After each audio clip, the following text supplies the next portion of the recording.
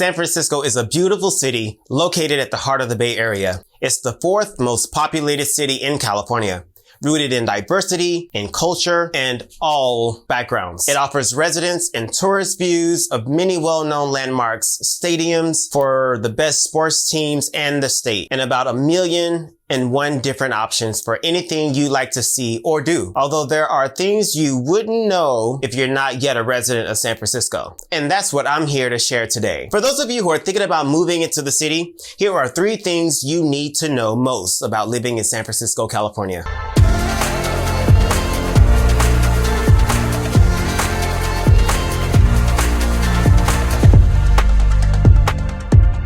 Hi everybody, welcome back to another video, nicknamed the Golden City.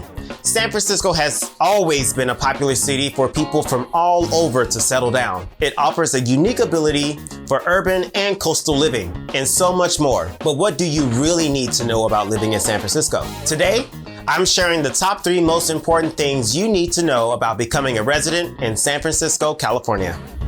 I'm Kerry Sneed.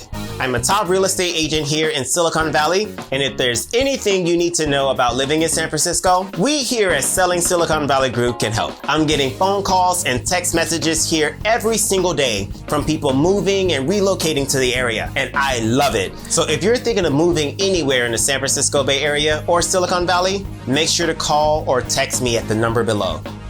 If there is one thing you might already know about San Francisco, it's likely you've heard how expensive it is to live here. It's true. San Francisco is one of the most expensive cities to live in California, and even across the nation. But how expensive is it really? For those hoping to become a resident in the city, buying a home and renting will be on the higher end of the price point. The average rent for a 1-bedroom apartment typically falls in the $2,500 to $3,000 range to start. Of course, this varies depending on the size and location of the apartment, but it's a good starting figure to expect when looking to renting. For anyone wanting to buy a home in San Francisco, on average, median prices for a single family home will start at $1.3 to $1.5 million. And honestly, the price is only going to go up from there. And like I said before, it definitely depends on the size and location of the property you're interested in. But for an idea of where you'll be starting, those figures are good figures to keep in mind during your home search. It's an expensive city, and finding something within a smaller budget is difficult. But if you got your heart set on becoming a resident in San Francisco, the Selling Silicon Valley Group can help. Hundreds of people move to San Francisco every year for job opportunities and for anyone looking to work anywhere in the city. Commuting is going to be a big factor in your daily routine. So what are your transportation options in the city? Your first option for commuting would be driving yourself. This is definitely going to be the most accessible option if you have a vehicle of your own, but it's also going to be the longest way to commute. And with gas prices at an all-time high at almost $5, it'll be the most expensive as well. Luckily, San Francisco has so many alternatives to driving. Uber and Lyft are extremely popular, and if your commute isn't too long, using these services is an easy way to get to work. If you're working across town or even outside of the city, Muni and BART are the best way to get to where you're going.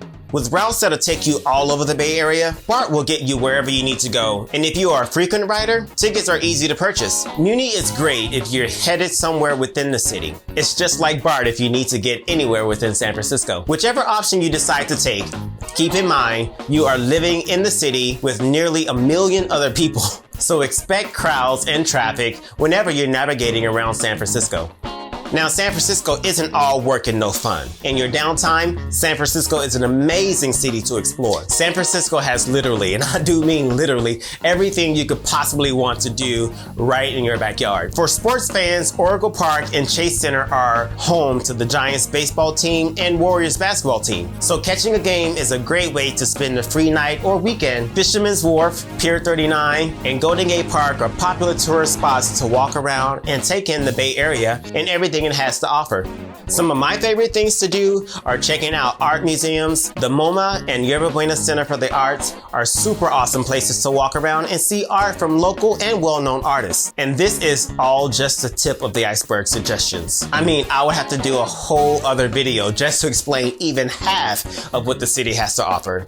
It's endless.